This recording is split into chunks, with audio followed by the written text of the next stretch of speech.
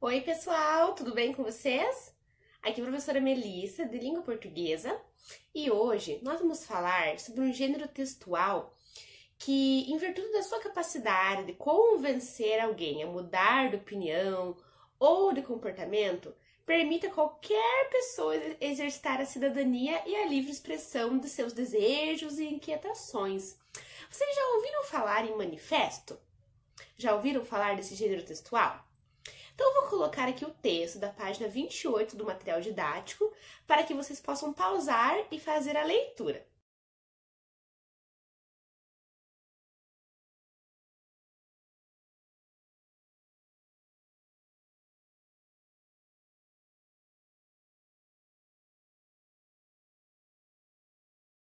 Após a leitura desse texto, o que vocês acham? Qual é o assunto discutido nesse texto? Então, é a reivindicação central dos autores do manifesto. Ela é para acabar com o uso de teste de cosméticos em animais. E essa problemática ela fica bem evidente lá no terceiro parágrafo. Logo depois que os autores refletem sobre o uso de animais na pesquisa científica. Vamos rever? Então, retomando, o título do manifesto indica a reivindicação central dos autores, que é acabar com o uso de animais para testes cosméticos, e nos dois primeiros parágrafos, os autores também trazem uma reflexão sobre o uso de animais para pesquisa científica, que, segundo eles, não tem como substituir, é insubstituível, mas pode ser minimizada, e que não é o caso dos cosméticos. E também no terceiro parágrafo é onde os autores levantam a problemática. Esse manifesto da página 28 do material didático também aborda a questão da pesquisa científica com animais. E o texto traz essa reflexão de que a pesquisa científica que faz teste em animais é difícil de substituir, é quase insubstituível. Enquanto que a pesquisa de teste de produtos cosméticos com animais é um tipo de coisa que pode ser substituída por outras metodologias. Dessa forma, esse manifesto traz alguns exemplos de países que adotaram outras práticas e que países são que mudaram os seus métodos de pesquisa de cosmético. Além disso, o texto também nos traz algumas informações sobre a legislação vigente acerca desse tema. Considerando a sequência das nossas aulas e os gêneros textuais que já estudamos, você já observou que cada um deles tem uma finalidade comunicativa particular? Então, por exemplo, do tipo argumentativo. O objetivo é convencer o interlocutor, quem está lendo, dos posicionamentos do seu autor. Há ainda também modalidades textuais que, em virtude da sua capacidade de convencer alguém a mudar de opinião ou de comportamento, permitem que qualquer pessoa exercitar a cidadania. Então, dessa forma, percebemos que os textos eles não se limitam à esfera pessoal, apenas de uma pessoa. Eles são compartilhados por um grupo significativo de pessoas.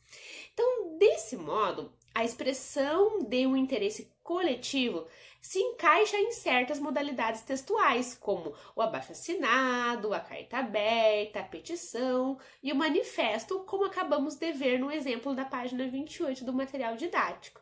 Em um texto argumentativo, as relações lógicas têm grande importância, e os parágrafos não são apenas uma divisão gráfica, mas sim blocos de relações lógicas entre as ideias que o autor está colocando. Quanto à organização, os manifestos não obedecem a um modelo rígido. Todavia, alguns elementos aparecem na maioria desses textos. Vamos dar uma olhada no exemplo da página 31 do material didático de como o texto, de como um manifesto, esse gênero textual, pode ser estruturado. Então, observando esse modelo de manifesto, já está destacado e indicado que o título ele deve resumir a problemática que será abordada no texto, então deve ser objetivo, como é um manifesto vegano, é um manifesto pela liberdade de expressão ou manifesto de vanguarda. Então, logo no início, o título tem que ser ele tem que ser de rápido entendimento, tem que ser uma coisa direta e que resuma a problemática. Sobre o corpo do texto, notem que o nosso exemplo indica que no primeiro parágrafo é comum que conste a identificação da problemática, enfim. E na sequência, geralmente são elaboradas as análises acerca do problema que foi colocado em questão, como o contexto, o que está envolvendo. E, além disso, também a argumentação, se é uma defesa, se é uma crítica, qual é o pensamento, o posicionamento dos autores em relação ao assunto.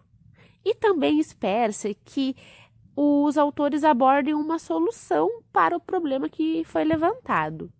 Continuando, o local, a data e a assinatura dos manifestantes deve estar ao final, para identificar quem está levantando aquela questão. Lembre-se também que, como o manifesto nem sempre tem um único autor, podemos encontrar várias assinaturas ou alguém em nome de um grupo.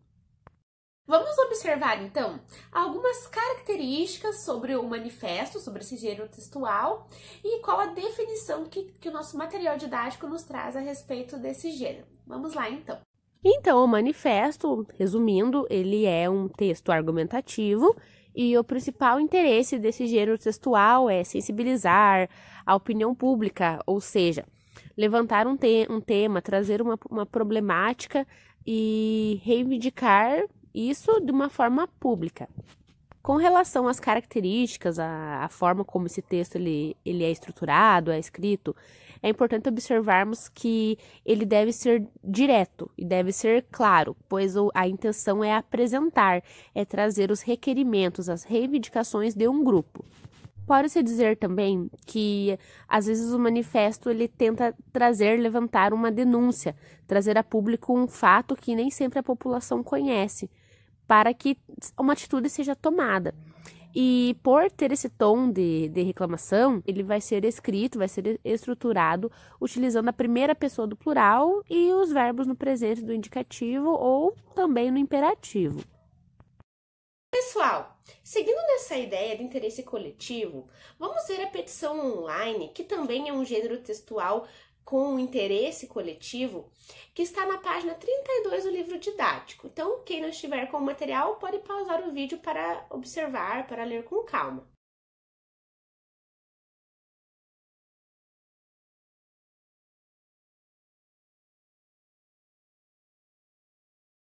Do mesmo modo que observamos as características e a definição do manifesto, vamos fazer o mesmo com a petição online.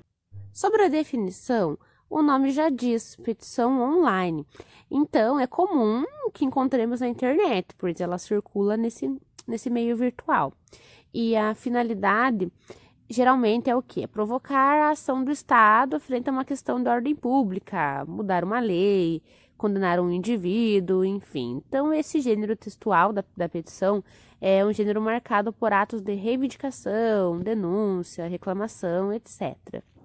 Com relação às características, notem que, assim como o manifesto, deve ser utilizada uma linguagem mais culta, evitando gírias.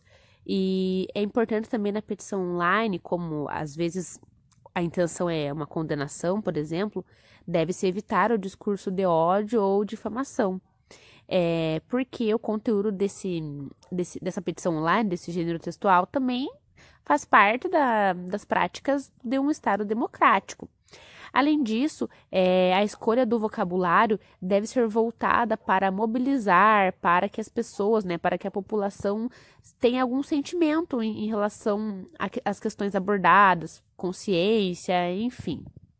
E com relação à estrutura, a petição online é diferente do abaixo-assinado, porque a petição online, ela está relacionada com o meio jurídico, então, geralmente, ela é dirigida a uma autoridade. E o abaixo-assinado é uma coisa mais informal, que pode ser direcionado não só para autoridades, mas para cidadãos comuns. Bom, pessoal, vocês já devem ter percebido, já devem ter notado que na sequência das nossas aulas, dos vídeos, nós estudamos alguns gêneros textuais, né? E os gêneros textuais que estudamos hoje, que aprendemos um pouco mais, o manifesto e a petição online, são gêneros muito importantes, porque representam uma ação coletiva, às vezes uma ação individual, mas traz algo que é importante, uma discussão relevante para a nossa sociedade, certo? Então, na sequência agora, eu vou deixar na descrição desse vídeo o link com uma atividade em PDF para que vocês possam realizar a fim de aprofundar um pouco mais os nossos estudos, certo? Então, daqui a pouquinho eu volto para realizarmos a correção. Então, até logo. Tchau, tchau!